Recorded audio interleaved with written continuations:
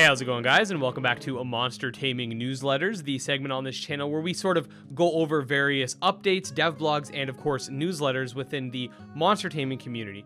Basically, think of this segment, for those of you who don't know, because this is pretty new, as the Kindred Fates newsletter videos, the Laxidaze newsletter videos, the Mithrin newsletters videos, those types of videos where I'll read out everything for you guys, give you guys my sort of opinions and thoughts. Think of that as like a culmination of all those different ones. Instead of doing a separate video for one newsletter, we have them all here. I'll have everything timestamped for you guys, but basically we're going over the Laxidaze newsletter, which includes the Beastmaster class. So that's going to be very interesting for us monster taming fans. The Skyclimbers Kickstarter update that talks about the pre-alpha, and we're going to end things off with a bit of a meme Kindred Fates update that was from a couple days ago with the whole April Fool's thing. If you haven't seen my April Fool's video yet, I highly recommend it. It's quite funny, in my opinion, anyway. So anyway, we're going to start with Laxidaze. I don't know if I mentioned this, but all timestamps will be in the description.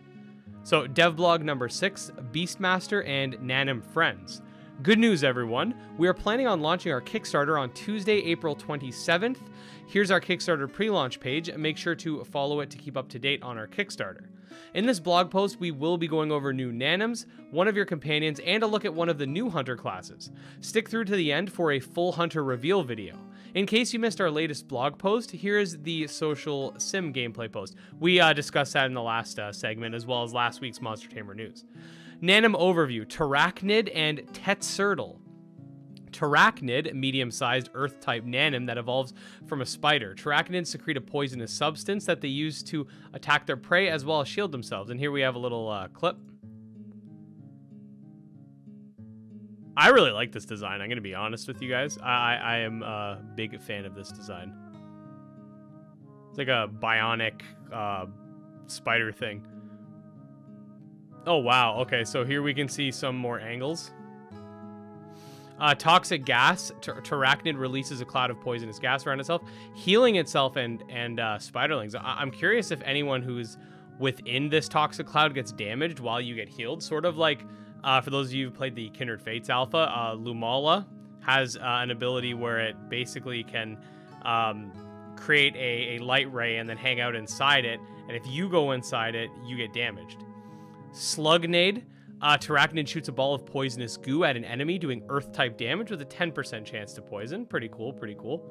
This is basic ranged attack. Egglob. Tarachnid shoots out multiple eggs, which hatch on impact and release spiderlings that damage the nearest enemy. Toxic gas heals these spiderlings. Very cool. The player switching controls between Sam and her summoned Tarachnid. So this is for the Beastmaster, I'm assuming, where you can switch controls, right? Otherwise, I do believe that it's usually companion-based. I could be wrong about that, though.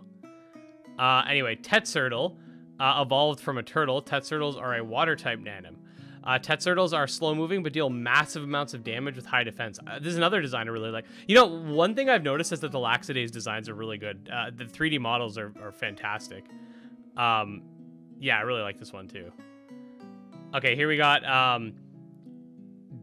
Drench Gun. Tetsurtle shoots a blast of water from its mouth, drenching and slowing the target while dealing See, okay, so that's actually good. I cut myself off while dealing water damage. That's actually good because he's slow, so he can actually cause you to get slowed, so he can kind of keep up with you. Hidden Mist. Oh, he's Zabuza. Tetsurtle releases mist into the air, creating a heavy fog around itself, which damages and blinds enemies. Very cool, very cool. Then we got Clone Bomb. Tetsurtle creates a water clone. Yeah, it's Zabuza. Confirmed. Of itself, which charges forward and deals damage as it passes through each enemy hit. Okay. So that's your that's like a crowd control ability. I could see the turtle giving the spider a lot of issues. Companion Sam. Sam has been the player's best friend ever since early childhood. Engineer by trade, Beastmaster by passion. Amateur hunter certified in the Cascadian Hunter League, the CHL, more on this in next dev blog. While her expertise lies in technology, her dream is to rise through the ranks and become a highly coveted S-rank hunter in the CHL. Sam co-founds the hunter team along with the player in order to free citizens of Cascadia from the Nile Corporation. She leads in the engineering department of the Hunter team as chief technologist. Her main responsibilities involve research and development of new equipment. Although she produces cutting-edge tech, Sam has an affinity for retro technology with a particular love for cassette tapes. Oh, so she's out here playing cassette beats. That's what's going on. That's what's going on. Nanosync. Inferno Dynamics. Sam's nanobites form a protective blanket around her, giving her extra protections against all damage types. At the beginning of the game, Sam is only able to use these nanobites as a protective shield, but as she gains more experience, she's able to create a projection of Nanim, which is able to attack. So I think she's going to be like your friend slash... I know she's a companion. I wonder if you'll I guess the game's more like you're trying to kill each other type thing, so you probably won't fight her. So yeah, never mind. I was gonna say maybe she could be like a rival, but you kind of shooting each other with guns. Sam has upgraded her nanotech Inferno Dynamics. So here you can see it was sort of playing while we were talking, but look at that. Oh, it's beautiful. Hunter class Beastmaster. The Beastmaster class specializes in befriending and training Nanim. Since Nanim masters focus on their bond with their Nanims, they benefit more from summon charges, more summon slots, and special perks to Nanims, extra buffs per Nanim summoned, easier time recruiting, etc. Nanim master armor and weapons are focused on supporting their Nanim summons. That's the class I'm going with, definitely. Monster Taming channel, we gotta do it. Weapon and armor. Sam's casual wear. Although Sam is an expert engineer, she prefers to wear her casual clothing when on a mission rather than any of the numerous armor she's created due to her nanosync ability, granting her increased base protections. Sam's rifle, of unknown origin. Sam has been upgrading this rifle for as long as you've known her. This rifle shoots 50 caliber incendiary rounds. Big word. Ability 1, Dragonade. The hunter throws a grenade, summoning a dragon on impact, dealing flame type damage. The dragon flies up and slams back down, dealing double damage to enemies hit by both. Damn, son. Ability 2, Stallion Rush. The hunter summons a group of stallions which charge forward, dealing flame type damage on impact and leaving a trail of fire which damages enemies. Ability 3, Golem Smash. The hunter summons a golem which erupts from the ground and smashes down on all enemies in front of it, dealing damage and slightly concussing enemies. It's another nice animation. Look at that. Boom! Very cool. Ultimate ability, Ring of Fire. The hunter creates a ring of fire around themselves while summoning a fire-breathing dragon. The ring of fire deals damage towards enemies and heals allies. Damn, okay. This is like an AoE. Then we got the full hunter video, so we're going to check that out now.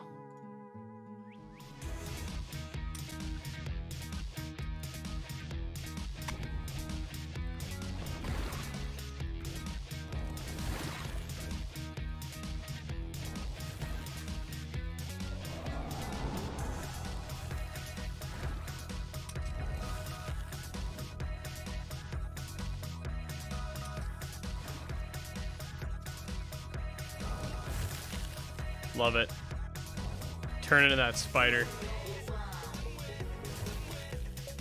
So I'm guessing when you become a spider, your character becomes controlled by AI, and vice versa. When you're controlling your character, it's just AI that's controlling your main monster.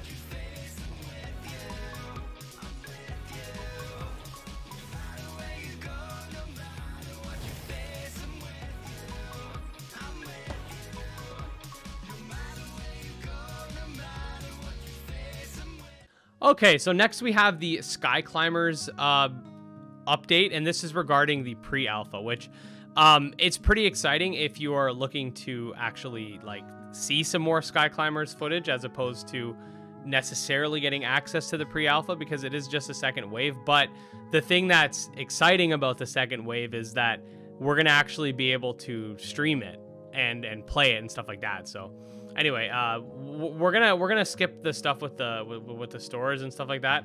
The plushie, like they got plushies coming out. They're all in the prototype stage. You can pre-order. There's some pre-order bundles. New screenshots. Let's check some of these out. So you got Aang over here with with a couple of really nice looking Sentius. You got Aldor and Akata. Here we got Akashiro. Here we got Griffos. Then we got Akashiro and Nakata. If I'm saying that right. We got some new gameplay. I want to say, I could be wrong, but I want to say we saw this already. I could be wrong about this, but no, I guess it's brand new. Okay, let's check it out. Oh no, we have seen this. Okay, we have, yeah. So this is gameplay that I did cover in Monster Tamer News already. But I'll show a short bit of it.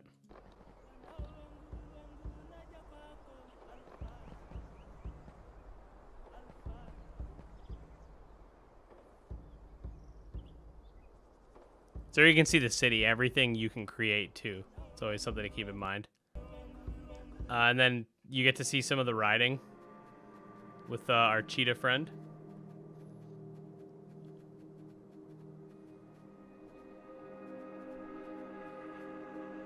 And show the chat replay. I believe I was in here.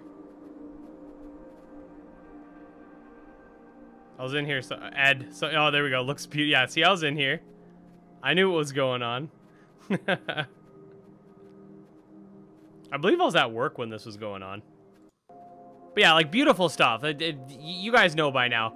Skyclimbers is just looking to be a really good game overall. I don't think there's much debate there. The game looks beautiful. Obviously, we're going to have to see how it plays, but from what I've seen, it looks nice. I know the devs have been working on it for years. So it's not like they just popped up out of nowhere. Anyway, so the Kickstarter launch phase is complete. Now we move on to phase 1 of fulfillment. Round 1 of pre-alpha is coming to a close, so stay tuned. Round 2 will allow for public streaming.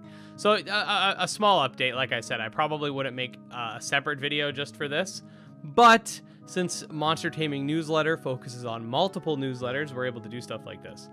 Cover the sort of smaller, shorter update. So I want to see what this phase 1. So here we go. We got the Trello stuff. So this is basically all the goals here. Anybody who has access to the Kickstarter can also access this. Kindred Fates has something similar. Yeah, I'm not too much to say here just yet. But once we start to see some crazy stuff, I'll definitely keep you guys updated on that. All right, so last but not least, we have the Kindred Fates April 1st newsletter, and we're going to go through this quick because it's pretty funny. Okay, so here you can see Slifer with all the abilities. Then Yunku says, Kindred Fates cart when? That's a good question. Now, we got a lot of requests like this for new features, balance changes, and out-of-scope additions to the core gameplay of Kindred Fates. So today, we listened to all of you, no questions asked, and we took it very seriously. So now we're Kindred Fates, the Monster Party Battle Souls-like action-adventure 3D platform collect-em-all third-person open-world kart racing fighter. The exact game everyone has been asking for this whole time. Gameplay changes. Added toy box mode. Simply include toy box when creating a private game, and you too can experience a small taste of Kindred kart racing. Added sumo mode. You can smash your enemies into the blast zone. Added kaiju mode. You can crush pathetic acorns below your feet. Added weather mode. What is this? Simply include the word weather when creating a private game, and you too can pretend you're in an open world monster taming game with beautiful dynamic weather for a moment. Added dawn, dusk, and night mode. Simply include either dawn, dusk, or night when creating a private game, and you too can immediately ask us to keep one or more of these changes for real after the event is over. Each new game mode is accessible in private games only, as to not disturb Pexon and incur his wrath upon us all. While playing one of these new modes, you might find yourself wondering, did they intend this? Probably. Feel free to enter multiple game modes at the same time. For example, Sumo Kaiju or Kaiju Toy Box. We tested most of them, but don't blame us if you put too many together and things start to get weird. Yeah. that's pretty much it. I don't know. I thought it was pretty funny. But obviously this patch is a joke. Yeah. Anyway, that's it for this week's edition of Monster Taming Newsletters. Let me know what you guys think specifically about the Laxidaze and Skyclimbers updates. Are you guys excited for that pre-alpha to go to sort of go public? I'm really excited personally. Like it'll add a lot of ability for me to make more videos about it. Same goes with the Chain Monsters Alpha when it comes out. Like, I'll be able to make more videos about other games I finally have access to. So I'm really excited for that. And again, Laxidaze Kickstarter is going to be on April 27th. I am glad it's at least towards the end of April, because we got 2 back-to-back Kickstarters around mid-April. So at least there's a bit of space there. But yeah, let me know what you guys think. And I'll see you guys tomorrow for Monster Tamer News. Peace.